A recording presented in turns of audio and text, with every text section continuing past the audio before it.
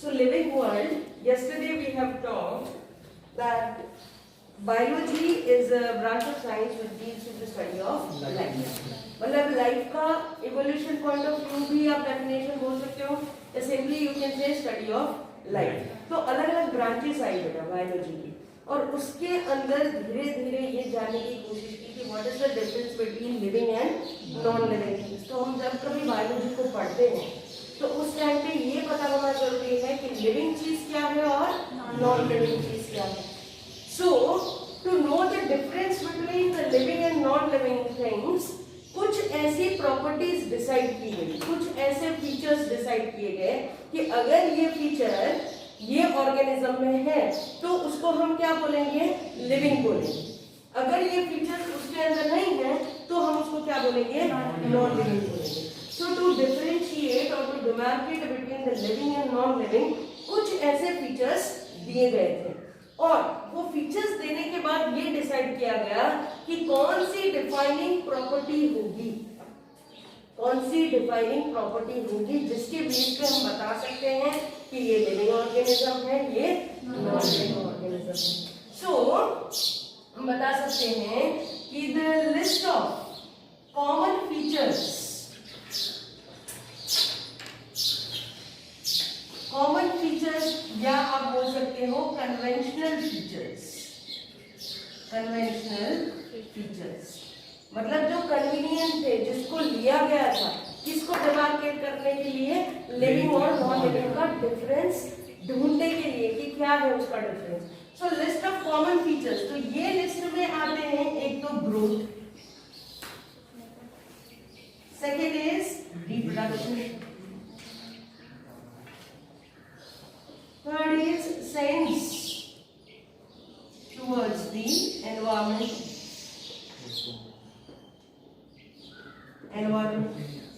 and the fourth is response to our mind. ठीक है, तो ये चार चीजें ऐसी थी बेटा जो कॉमनली सबसे पहले ली गई थी कि इस फीचर्स के बेस पे हम लोग ये डिसाइड करेंगे कि लिविंग और नॉन लिविंग में क्या डिफरेंस है, what is the difference between living and non living. समझ रहे हो. लेकिन बाद में क्या हुआ कि कुछ इनसे सब कुछ नहीं पता चल रहा, तो बाद में क्या हुआ कि कुछ फीचर्स एक्स्ट्रा ऐड, कुछ कैरेक्टर्स को वापस ऐड करना पड़ा कि जो हमें क्लियरली बताएगा कि दोनों का डिफरेंस क्या है. So extra point which were added, addition of advanced character और advanced features, कुछ advanced features इसमें ऐड किए थे. ये जो एनसीईआरटी वाले होते हैं वो बहुत ही डिफिकल्ट क्वेश्चन इस तरह होता, बहुत ही सिंपल सा है, लेकिन आपको समझ में ही नहीं आता कि उसका आंसर आएगा. है एक ही लाइन का, लेकिन वो इस तरीके से पेश बोलते हैं, आंसर ये आता है लेकिन आप ये टिक कर जाते हैं, और आंसर ये आता है तो आप ये टिक करते हैं. समझ रहे हो. तो इसको समझना बहुत जरूरी होता है एनसीईआरटी की लाइन का. तो इतने सारे तो पहले दे दिए थे, पर उसमें बेटा एडिशन हुआ दूसरे पॉइंट्स का भी. तो दूसरी जो चीज इन्होंने एक्स्ट्रा ऐड की इसके बाद, मतलब अगर ये फोर्थ पॉइंट है तो दूसरे पॉइंट्स इसमें ऐड हुए. जो ऐड वाले पॉइंट थे वो था एक मेटाबॉलिज्म, एक मेटाबॉलिज्म को ऐड किया. Second thing the added was self replicating, self regulating.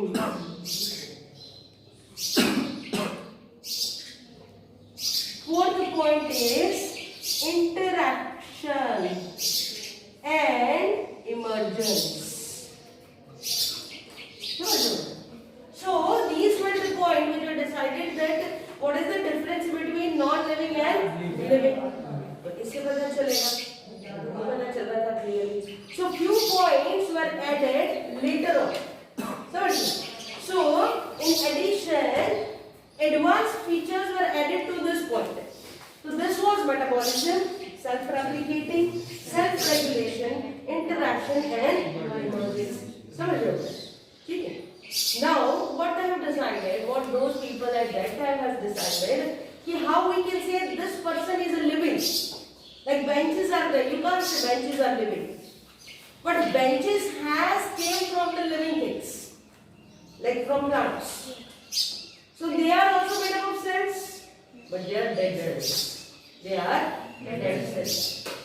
So how we can demarcate the living and non-living things? So they have decided that we will take a criteria, that is defining property. Defining property. Now what is defining property for a particular living organism? So defining property is the characters without exceptions. Characters without exceptions. 3 letters, but very difficult letters. Characters without exception. So they have compared every character like growth. तो अगर growth सिर्फ living में ही होता होगा तो उसको defining character बोल सकते हैं, कोई एक्सेप्शन नहीं होना चाहिए। लिविंग मतलब लिविंग में ही वो चीज होनी चाहिए। So characters without exceptions, that is known as defining property. तो अगर ग्रोथ लिविंग ऑर्गेनिज्म में ही हो रहा है तो ग्रोथ को डिफाइनिंग प्रॉपर्टी बोलने का, अदरवाइज नहीं बोलने का। अगर रिप्रोडक्शन सिर्फ और सिर्फ लिविंग ऑर्गेनिज्म में हो रहा है तो उसको बोलो, अदरवाइज उसको ना बोलो। कोई एक भी ऑर्गेनिज्म में अगर रिप्रोडक्शन नहीं हो रहा तो आप रिप्रोडक्शन को डिफाइनिंग प्रॉपर्टी नहीं दे सकते। What is the meaning of defining property?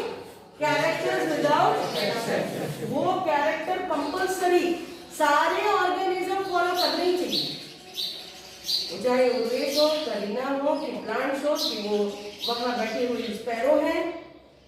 तो ऐसे कैरेक्टर्स जो कि कंपल्सरी सारे लिविंग ऑर्गेनिज्म में, उसको क्या बोलते हैं बेटा? समझ रहे?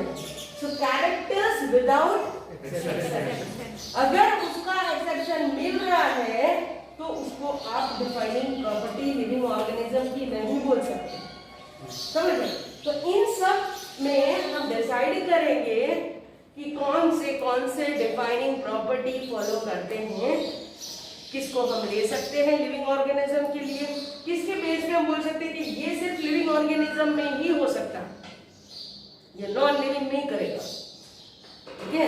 सो आप in other language you can say those character which are compulsory being followed by the living organism, वो नॉन लिविंग में होते नहीं है। सो कैरेक्टर्स विदाउट एक्सेप्शंस, ऐसे कैरेक्टर्स जिसका कोई एक्सेप्शन नहीं है, वो कंपल्सरी लिविंग ऑर्गेनिज्म में होने ही चाहिए और उसको सारे लिविंग ऑर्गेनिज्म फॉलो करने चाहिए।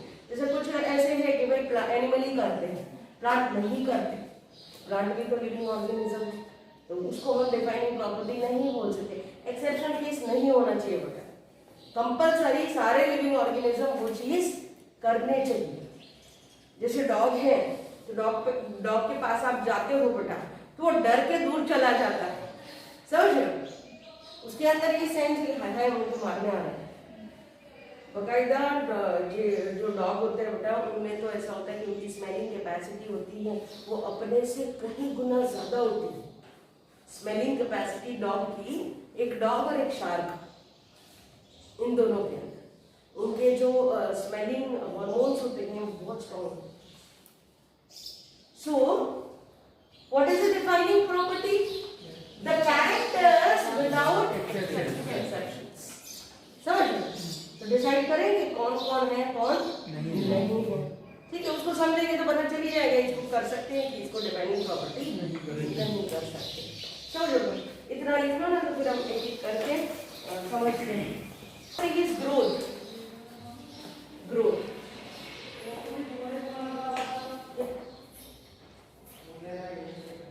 सो ग्रोथ का मतलब होता है कि कहीं ना कहीं कोई भी बॉडी उसका मास बढ़ना, उसका नंबर बढ़ना, वो कहीं ना कहीं इंक्रीज होना। अब इंक्रीज होगा तो जाहिर सी बात है कि वो बड़ा होगा, देखिए बड़ा होगा मतलब उसका ग्रोथ होगा। ग्रोथ होगा तो कभी कभी ऐसा भी होता है कि ग्रोथ होता है, एक में से 2 सेल बनते हैं तभी भी तो ग्रोथ होता है, रिप्रोडक्शन से भी ग्रोथ होता है। समझ लो? सो ग्रोथ हम कैसे ले सकते हैं? So growth has a twin characteristic.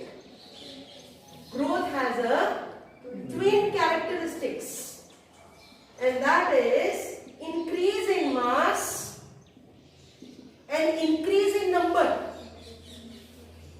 Increase in number, ये दो ग्रोथ के ट्विन कैरेक्टरिस्टिक्स हैं, एक मास में बढ़ा हुआ होना और एक उसके नंबर में बढ़ा हुआ होना। या तो उसका नंबर इंक्रीज होगा या तो उसका मास इंक्रीज होगा। अब मास में आप उसका बॉडी मास भी ले सकते हैं। पहले प्लांट होता है एकदम छोटू होता है, फिर धीरे धीरे वही प्लांट क्या बन जाता है, एक बड़ा सा पेड़ बन जाता है, ट्री बन जाता है, तो उसका मास बढ़ जाता है, उसका वेट बढ़ जाता है, ठीक है, उसमें अलग अलग पार्ट्स आने लगते हैं। So growth has two twin characteristics, that is increase in mass and increase in number.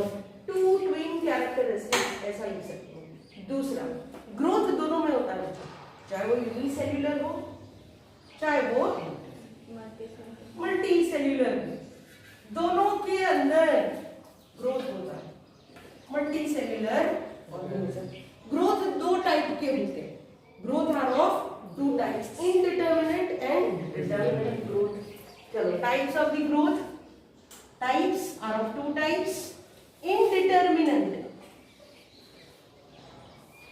and determinate, ठीक है। इसको हम दूसरी भाषा में बोलेंगे determinate मतलब लिमिटेड, लिमिटेड ग्रोथ भी बोल सकते हो इसको आप। determinate मतलब लिमिटेड ग्रोथ, ठीक है। इनडिटरमिनेट मतलब कंटिन्यूअस ग्रोथ, ठीक है। फॉर एग्जाम्पल कंटिन्यूअस ग्रोथ, जैसे प्लांट्स है, तो प्लांट्स में क्या होता है कि उसका ग्रोथ कंटिन्यू होता रहता है, ठीक है। So plants are showing continuous growth. लेकिन अब एनिमल की बात करते हैं, तो क्या आपका नाक मोटा मोटा मोटा होते हुए पूरी जिंदगी मोटा मोटा हो रहा है? आपके हाथ लंबे लंबे लंबे हो क्या एकदम लंबे हो रहे, बुढ़े हो जाते हो? नहीं। मतलब इन एनिमल्स क्या हो रहा है बेटा, रिस्ट्रिक्टेड होता है। एनिमल्स उसकी लाइफ में कुछ टाइम तक, कुछ एज तक, to a certain age the growth will take place.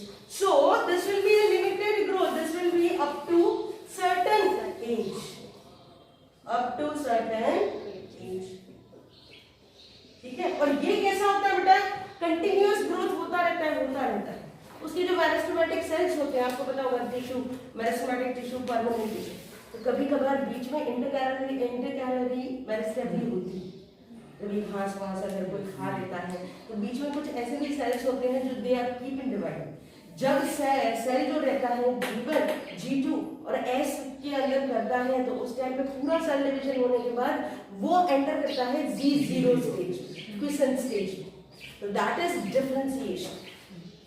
कभी कभार जरूरत पड़ी बेटा तो डी डिफरेंशिएशन भी होता है और री डिफरेंशिएशन भी, उसको वापस भी उसकी एंट्री होती है और वापस भी वो परमानेंट हो जाता है। इन सम केसेस, जैसे हार्ट के सेल है, तो कोई इंजरी हो गई, कोई सेल मर गया, डेड हो गया, तो उसकी जगह पे दूसरा आ सकता है, रिप्लेसमेंट हो सकता है, समझ रहे? तो प्लांट्स के अंदर कैसा होता है, कंटिन्यूअस ग्रोथ। लेकिन एनिमल्स में क्या है, so this is indeterminate and determinate. अब कुछ केसेस में ऐसा बोल सकते हैं कि growth is a exclusive event, growth is majorly exclusive events. जैसे फॉर एग्जाम्पल हायर प्लांट्स और animals, majority of, mostly majority of higher plants and animals, इनके लिए क्या है बेटा, एक्सक्लूसिव इवेंट्स है। मतलब growth is important, most important होता ही है इसमें, सो बहुत तेजी से होता है। So growth is a exclusive events for this organism, majority of higher plants and animals, exclusive event है किसके लिए, इन लोगों के। लेकिन बेचारे कुछ ऑर्गेनिज्म ऐसे भी हैं छोटू से, मतलब यूनिसेल्युलर और मल्टीसेल्युलर डेवलपमेंट कैसे करते हैं, with the help of cell division. क्या होता है बेटा, सेल डिवीजन, समझ रहे? लेकिन कुछ प्रोकैरियोटिक सेल भी रहते हैं कुछ बैक्टीरिया भी ऐसे होते हैं जो बाइनरी फ्यूजन करते हैं, सेल डिवीजन करते हैं, ठीक है, तो वो सेल डिवीजन से हो रहा है रैपिडली। और कुछ मल्टी सेल्यूलर ऑर्गेनिज्म जो है, जो हायर लेवल के हैं, एडवांस कैरेक्टर वाले हैं, वो भी सेल डिवीजन से ही जा रहे हैं। लेकिन बैक्टीरिया वगैरह में रैपिड सेल डिवीजन होता है क्योंकि उनके अंदर इतने सारे सेल ऑर्गेनेल्स, इतना सारा टाइम नहीं लगता है, रिप्रोडक्शन जल्दी हो जाता है, 18 मिनट में हो जाता है। तो अपने में एक सेल को डिवाइड होने में 24 घंटे लग जाते हैं, समझ लो। तो इस तरीके से यूनिसेल्यूलर में और मल्टीसेल्यूलर में दोनों सेल डिवीजन होता है। लेकिन ये देखने के लिए अगर आप प्रोकैरियोटिक सेल की बात करें, in vitro condition, in vitro culture, अब इन विट्रो कल्चर किसको बोलते हैं?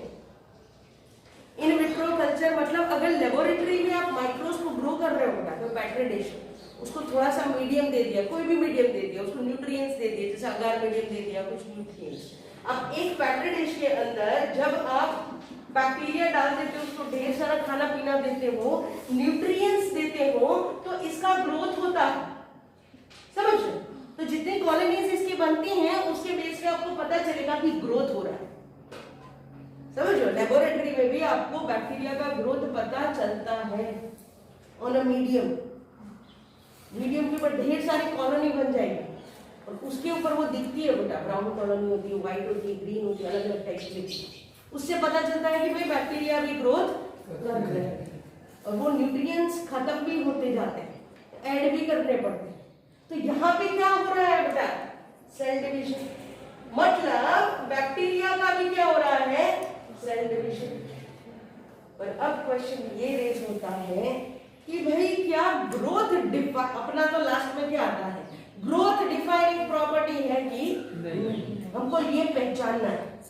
अब कैरेक्टर्स विदाउट एक्सेप्शंस, तो हम कब उसको वो कैरेक्टर बोलेंगे डिफाइनिंग प्रॉपर्टी? अगर वो लिविंग में ही होता है तो।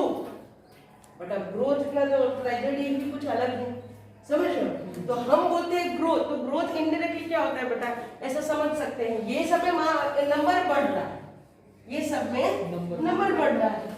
सो इन विट्रो कंडीशन आप ऐसा बोल सकते हो कि बैक्टीरिया का नंबर बढ़ रहा है, इसका मतलब उसकी पॉपुलेशन बढ़ रही है।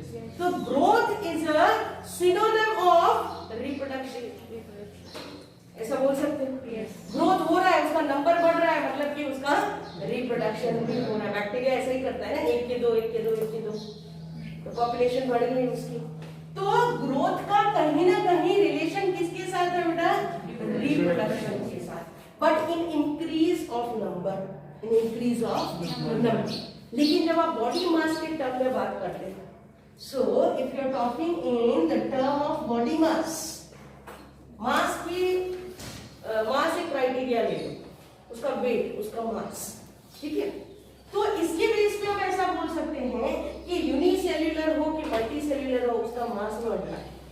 तो लिविंग का तो बढ़ता ही है, लिविंग ऑर्गेनिज्म का तो इंक्रीज होता है मास, जैसे जैसे उसको खाना पीना मिलेगा उसका ग्रोथ होगा, उसका नंबर बढ़ेगा, वो रिप्रोडक्शन करेगा तो उसकी पॉपुलेशन भी बढ़ेगी।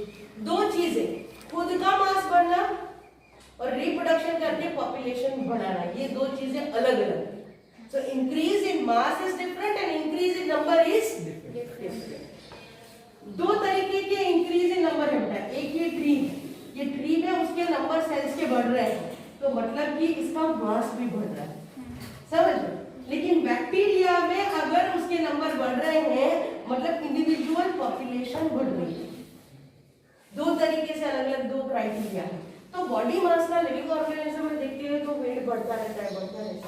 लेकिन ग्रोथ बॉडी मास का जब लेते हैं तो दो तरीके का होता है, नॉन लिविंग में भी होता है, नॉन लिविंग में भी ग्रोथ होता है, उसमें भी तो बढ़ता है। फॉर एग्जाम्पल आप बोल सकते हो माउंटेन्स, ठीक है, सैंड माउंट्स, वो रेत के ढगले होते हैं, ठीक है, बोल्डर्स मतलब वो पत्थर जो होते हैं बड़े बड़े, boulders, rocks, in term of rocks, ठीक है। अब ये ढगला था रेत का, हवा आई बेटा, ये छोटा ढगला था, हवा आई, विंड चलती रही डेजर्ट में, तो धीरे धीरे ये ढगला कम हो गया और सारी हवा इस टाइप की थी, तो ये ढगला बड़ा हो गया। जाहिर सी बात है, ग्रोथ तो इसमें भी तो हुआ, समझे, ग्रोथ तो यहाँ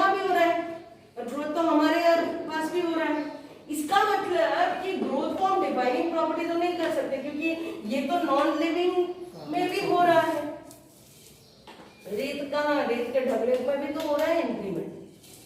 कोई चीज यहाँ पड़ी है, 4 बॉटल है, मैं उसमें 5वीं रख दूं तो उसका भी तो ग्रोथ हुआ, समझ रहे? अब आता है कि इस तरीके से compare to non living organism और नॉन लिविंग थिंग्स हम ग्रोथ को डिफाइनिंग प्रॉपर्टी नहीं ले सकते। We can't take growth, we can't take growth as a defining property. Defining property during the comparison with the non-living things. समझो? लेकिन हमेशा अगर लिविंग ऑर्गेनिज्म की अंदर बात करते हैं, इनर ग्रोथ की बात करते हैं, तो ग्रोथ होता है। अगर लिविंग ऑर्गेनिज्म के अंदर की ग्रोथ बात, इनसाइड, हमेशा लिविंग ऑर्गेनिज्म में क्या होता है बेटा? Growth is taking place inside. लेकिन नॉन लिविंग में क्या होता है? Growth is taking place outside. तो इनसाइड टर्म के लिए आप ग्रोथ को डिफाइनिंग प्रॉपर्टी दे सकते हैं, समझ रहे हो? इन टर्म ऑफ इनसाइड कभी कभार ऐसे क्वेश्चंस आ सकते हैं, समझ रहे हो? वैसे तो ग्रोथ डिफाइनिंग प्रॉपर्टी नहीं है, ठीक है? जब ग्रोथ आउटसाइड को कंपेयर करो, मतलब नॉन लिविंग और लिविंग का, तो growth is not a defining property. लेकिन कोई लिविंग ऑर्गेनिज्म का इनसाइड आप बात करो तो उसमें ग्रोथ होता है। नॉन लिविंग के इनसाइड में ग्रोथ नहीं होता। बाहर उसकी क्वांटिटी बढ़ सकती है, अंदर से रेत बना नहीं सकते, समझ लो?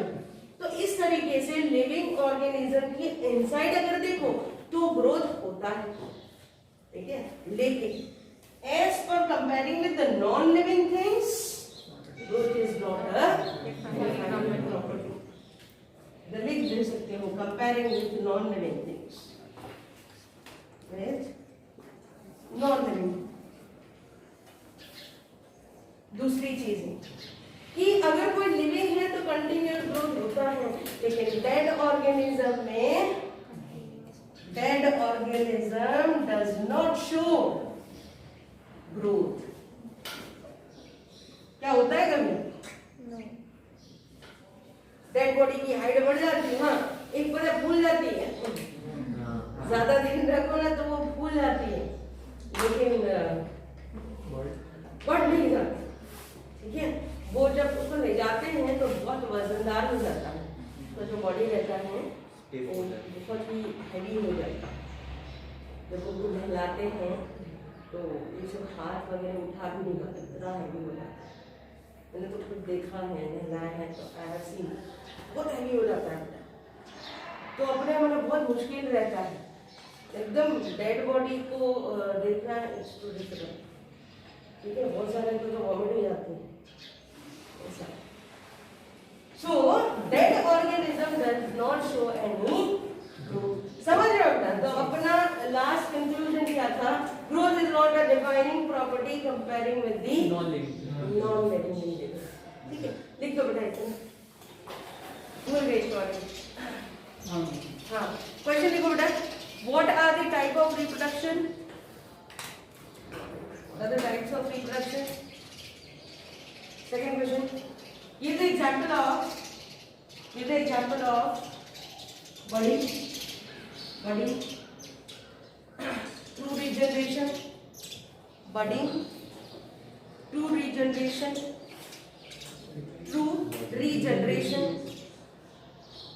ठीक है? फ्रेगमेंटेशन, ट्रू रीजनरेशन, फ्रेगमेंटेशन, बस। Next,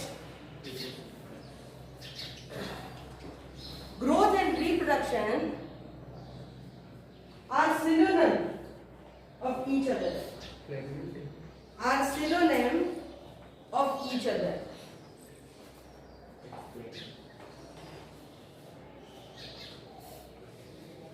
Explain with example.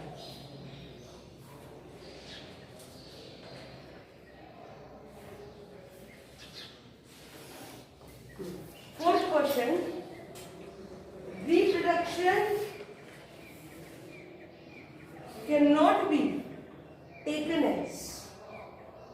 cannot be taken as all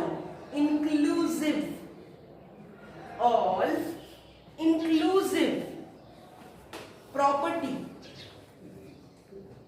of living organism.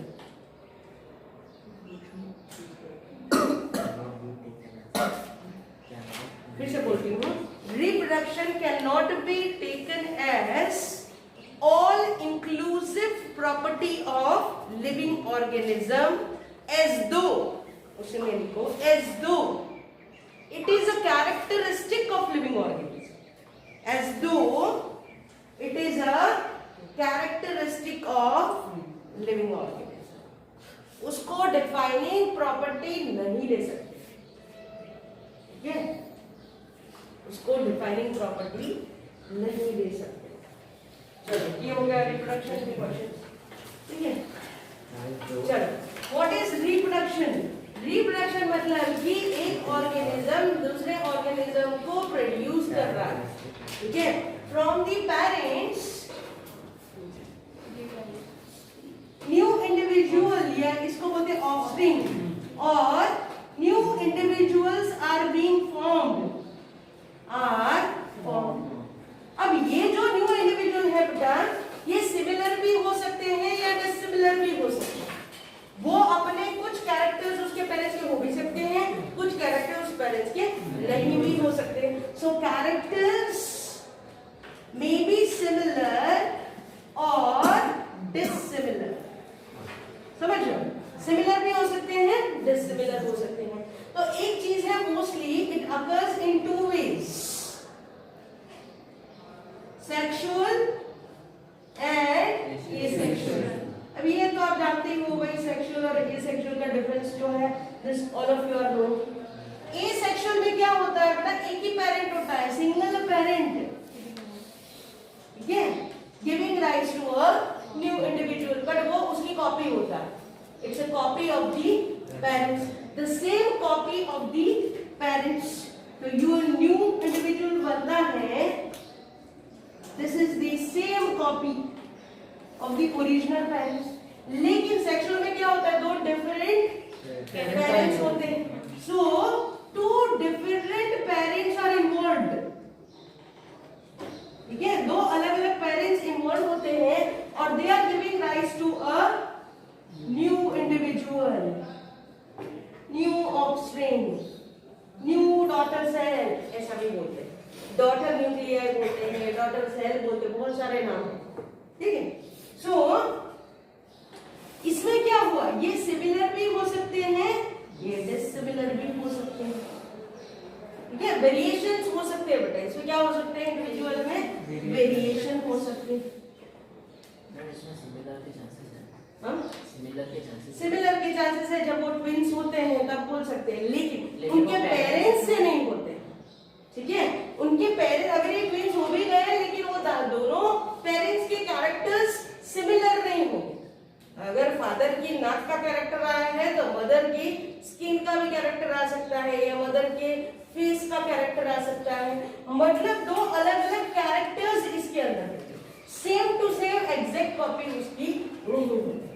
हाँ, कभी रेयरली ऐसा होता है कि जेनेटिक मेकअप सेम हो जाता है, चेंज हो जाता है, तो ट्विंस आते हैं, लेकिन वो ट्विंस जिसमें से आए हैं वो एक ही एक्सेप्शनल केस है हमारा, मैंने ट्विन विलेज का बोला था, इंडिया में जो ट्विन विलेज है जिसमें जेनेटिक चेंज हो रहा है, वेरिएशन हो रहा है, वो भी वहां पे एक प्लांट है, ठीक है, उसकी वजह से वो खाने को उतने में ही ग्रो करता है, तो वो खाने से उनका जेनेटिक मेकअप जो है वो चेंज हो जाता है। ऐसा कुछ रिसर्च चल रहा है, एग्जैक्टली तो नहीं पता चला है, बट वो बोल रहे हैं, जैसे आपने किसे पोटैटो खाते हैं तो वहां पे एक ऐसा ही एक कॉर्न होता है, कॉर्न मतलब जैसे जिंजर है, राइजोम, तो अंडरग्राउंड स्टेम कैसी है, ऐसा ही एक अंडरग्राउंड राइजोम होता है, ये स्टेम होती है, जिसकी वजह से वहां पे वो सिमिलरिटी जेनेटिक मेकअप देखा जाता है।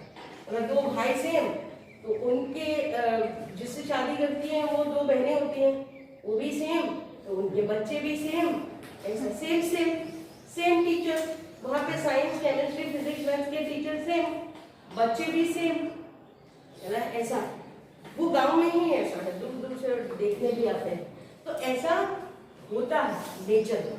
लेकिन मोस्टली क्या होता है बेटा, यहाँ पे क्रॉसिंग ओवर होता है, जिसकी वजह से कुछ कैरेक्टर्स उसके एक पेरेंट्स में से आते हैं, कुछ दूसरे, मतलब यहाँ पे इन्वॉल्वमेंट होता है दो गैमेट्स का, इधर फ्यूजन होता है। In the sexual reproduction fusion of gametes take place, fusion of gametes. अब एसेक्सुअल रिप्रोडक्शन प्लांट्स में भी होता है बेटा, लेकिन उसको फिर हम एसेक्सुअल रिप्रोडक्शन न कहते हुए हम उसको वेजिटेटिव प्रोपगेशन बोलते हैं। क्या बोलते हैं? Vegetative propagation in terms of समझ लो। हमेशा प्लांट के टर्म में जब भी कोई रिप्रोडक्शन की बात करेगा, सेक्सुअल तो होता ही है, पॉलिनेशन करके फर्टिलाइजेशन, डबल फर्टिलाइजेशन सब होता ही, सिंगल फर्टिलाइजेशन। लेकिन जब बात आती है ये सेक्सुअल की, तो प्लांट में उसको बोलते हैं वेजिटेटिव प्रोपगेशन। समझ रहे हो? यहाँ तक समझे? तो रिप्रोडक्शन एक ऐसा कैरेक्टर है जिसकी वजह से एक लिविंग ऑर्गेनिज्म दूसरे लिविंग ऑर्गेनिज्म को बना रहा है। ठीक है, तो there are lots of examples. For example fungi, fungus, ठीक है, तो ये हाइफे से बनती है। फंजाई जो होती है, हम इसको डिटेल में पढ़ेंगे, they are made up of a hyphae. ठीक है, और ऐसे ढेर सारी हाइफे इकट्ठा होती है बेटा, तो बनाती है mycelium. And this group of mycelium, ये पूरा हाइफे के ग्रुप्स क्या बनाते हैं? सेप्टेट भी होते हैं, सेप्टेट भी होता है, मतलब डिमार्केशन होता भी है बीच में। अगर ऐसे सेप्टा है बेटा, तो न्यूक्लियर कैसा होगा? ऐसा होगा। ठीक है, लेकिन अगर सेप्टा नहीं है तो न्यूक्लियर ऐसा होगा, एसेप्टेट। समझो, इस तरीके की फंगस होती है। ये क्या करती हैं? एसेक्सुअल रिप्रोडक्शन करती है थ्रू एसेक्सुअल स्पोर्स। ये कैसे मल्टीप्लाई होती हैं? By asexual spores. ये स्पोर्स रिलीज करते हैं। फॉर एग्जाम्पल, आपकी जो ब्रेड होती है उसके ऊपर भी फंगस लग जाता है, तो वो भी इस स्पोर की तरह उसको राइजोपस, हाँ यस, राइजोपस है, फिर म्यूकर भी है, राइजोपस है, बहुत सारी फंगस है। So they are multiplying by, they can multiply by asexual, पर दूसरे भी तो ऑर्गेनिज्म है बेटा, ढेर सारे दूसरे भी तो ऑर्गेनिज्म है जो अलग अलग तरीके से अपना रिप्रोडक्शन कर लेते हैं, अपने बच्चे बना लेते हैं। तो इसमें एक है बडिंग। ठीक है, अब बडिंग का थोड़ा क्राइटेरिया कि एंडोजीनियस बडिंग भी होता है बेटा, एंडोजीनियस मतलब उनके जो बॉडी रहता है उनके अंदर होता है। एक एक्सोजीनियस बडिंग रहता है। ठीक है, एक्सो मतलब बाहर की side, outside the body, from outside the body. और एंडोजीनियस कहाँ पे होता है बडिंग? इनसाइड। बडिंग मतलब बर्ड जैसा फॉर्म, उसकी कुछ सेल्स का डिवीजन होता है, वहां एक आउटग्रोथ बन जाता है। ठीक है, तो आउटग्रोथ बन जाता है, small outgrowth, from which that organism will form. तो इसमें कुछ एग्जांपल्स हैं। फॉर एग्जांपल एक्सोजीनियस में आप देख सकते हो कि हाइड्रा है, ठीक है, यीस्ट है, वेरी गुड। यीस्ट क्या है? What is yeast? हाँ? क्यों क्यों उसको फंजाई बोलते हैं? ठीक है, चलो इसके बाद में आते हैं डिटेल में। बैसिडियोमाइसीटीज और डिप्टिलोमाइसीटीज ये सब जब पढ़ाऊंगी एस्कोमाइसीटीज उस टाइम पे आऊंगी। सो दीस आर फंजाई। अब ये क्या करती है बेटा? ये ऐसे सपोज कि ये फंजाई है, तो उसी के पार्ट पे यहाँ पे एक आउटग्रोथ हो जाएगा जो एक दूसरा यीस्ट बन जाएगा। या हाइड्रा जो है, हाइड्रा देखा है? सपोज कि इस तरीके का कोई हाइड्रा है, ठीक है, उसके टेंटेकल्स रहते हैं इस तरीके से, तो बेचारे के शरीर के ऊपर से ही यहाँ एक बल्जिंग निकलता है। धीरे धीरे ये बल्जिंग छोटू हाइड्रा बन जाता है। ठीक है, और फिर यहाँ से सेपरेट हो जाता है और अलग से एक छोटू हाइड्रा, नया हाइड्रा, पप्पा का दुलारा हाइड्रा। ठीक है, तो ऐसे हाइड्रा भी होते हैं बेटा। ठीक है, हाइड्रा में आपको डिटेल में मस्त पढ़ाऊंगी। इसका एक ही माउथ होता है, इसके बारे में डिटेल में हाइड्रा का अलग से लेने का animal. So hydra and yeast are showing the body. लेकिन कुछ एनिमल्स ऐसे भी हैं जिनका कोई भी पार्ट काट दिया जाए तो वहां से उसका कोई भी फ्रेगमेंट एक नया बॉडी को रिजनरेट कर सकता है। ठीक है, तो ऐसा एक्चुअली उसमें हाइड्रा में तो आ ही जाता है, स्टारफिश है, हाइड्रा है, लेकिन प्लेनेरिया, ठीक है, planaria is a very good example. Planaria, planaria जो है एक तरीके की फ्लैटफॉर्म है। क्या है? It's a flatworm. ठीक है, कैसा दिखता है मैं आपको बता दूं। अच्छा दिखता है ऐसा, अच्छा लगता है, सुंदर होता है ऐसा। ठीक है, अब ये भाई साहब को कहीं से भी काट दो, उसका सिर को अलग कर दो, इसको बीच से निकाल दो, इसको नीचे से निकाल दो, तो मैंने इसके पार्ट्स कर दिए बेटा, इसको सेपरेट कर दिया अलग अलग पार्ट्स में। ठीक है, अब ये एक नया प्लेनेरिया बना देगा खुश, ये एक और बच्चा, ये एक और बच्चा, और एक और बच्चा, 3 पार्ट किए तो 3 बच्चे, 4 पार्ट किए तो 4 बच्चे। In short from the fragments, ये इसके फ्रैगमेंट्स है बेटा, तो फ्रैगमेंट्स में से इसका रीजनरेशन हो गया। So planaria is an example of true regeneration. Question पूछा है, ट्रू रीजनरेशन किसको बोलते हैं? ट्रू रीजनरेशन बेटा, अगर उसका कोई भी फ्रैगमेंट को काट दिया जाता है तो उसके कोई भी फ्रैगमेंट को काट दिया जाता है तो वो एक नया प्लेनेरिया बन जाता है। इस प्रोसेस को क्या बोलते हैं? True generation. From a fragments new organism is being developed. ऐसा स्टारफिश में भी होता है। ठीक है, स्टारफिश जो रहती है ना, उसमें भी ऐसा होता है। एक्चुअली उसके 5 आर्म होते हैं, तो अगर वो कट जाते हैं तो वो न्यूली डेवलप हो जाता है। ठीक है, हाइड्रा में भी होता है, जब एक पार्ट करता है तो नया ग्रोथ कर सकता है, ऐसा होता है, लेकिन इतना वो इसको मेनली बडिंग में यूज करता है। So this is the example of true regeneration. तो कुछ ऐसे एग्जांपल्स हैं बेटा, यूनिसेल्युलर एग्जांपल भी है, मल्टीसेल्युलर भी एग्जांपल है, जो क्या करते हैं? रिप्रोडक्शन करवाते हैं। ठीक है, तो ऐसे कुछ यूनिसेल्युलर ऑर्गेनिज्म जो हमको ये दिखाते हैं कि ग्रोथ जो है वो रिप्रोडक्शन का सिनोनिम है। तो ऐसे कुछ यूनिसेल्युलर ऑर्गेनिज्म है, जैसे यूनिसेल्युलर आप ले लो बैक्टीरिया, बैक्टीरिया है, यूनिसेल्युलर एल्गे है बेटा। ठीक है, unicellular algae, unicellular bacteria, bacteria अकेले सिंगल सेल वाले, तो ये क्या शो करते हैं कि ग्रोथ अगर एक बैक्टीरिया का हो रहा है तो उसके साथ साथ क्या हो रहा है? रिप्रोडक्शन भी हो रहा है। So these are the examples showing that unicellular algae, algae multicellular भी होती है, तो ये क्या करती हैं? ये शो करती हैं कि growth and reproduction are synonym of each other. ठीक है, दूसरा एक ले लो अमीबा। अमीबा क्या है तो बताएगा? प्रोटिस्टा। क्या है? प्रोटिस्टा। समझ रहे हो? अमीबा अकेला नहीं है, बहुत सारे, तो एक ही लिख दिया, जो बुक में है वो लिख दिया, बाकी पैरामीशियम ले लो, यूलिना ले लो, ठीक है, वर्टिसिला ले लो, कोई भी ले लो, unicellular. So bacteria, unicellular algae and amoeba, ये कुछ ऐसे एग्जांपल हैं जो ये शो कर रहे हैं कि ग्रोथ और रिप्रोडक्शन कैसे एक दूसरे के मिलते जुलते। अगर रिप्रोडक्शन हो रहा है इसका मतलब साथ साथ में ग्रोथ भी हो रहा है, तो ये एक एग्जांपल लिख देना। अब कुछ एग्जांपल ऐसे हैं जो फ्रेगमेंटेशन के एग्जांपल्स हैं। ठीक है, फ्रेगमेंटेशन किस मतलब, यहाँ पे क्या लिखा है? Unicellular algae. तो ऐसी कुछ फिलामेंटस एल्गी होती, क्या होती है? Filamentous algae. ठीक है, प्रोटोनिमा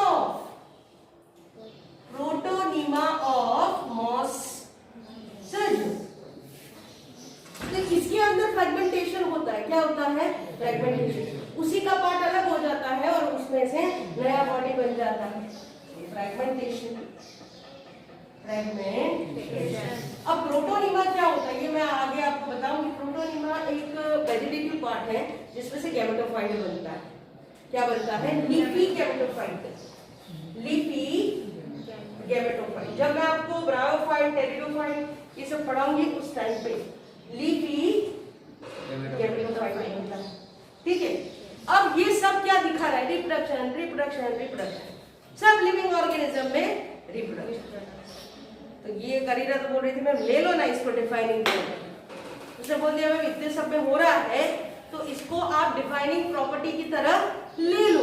लेकिन फिर मैंने उसको बोला कि देख तो है रिप्रोडक्शन को मैं डिफाइनिंग प्रॉपर्टी इंक्लूसिव प्रॉपर्टी नहीं ले सकती। क्यों? क्योंकि सारे लिविंग ऑर्गेनिज्म रिप्रोडक्शन नहीं करते हैं।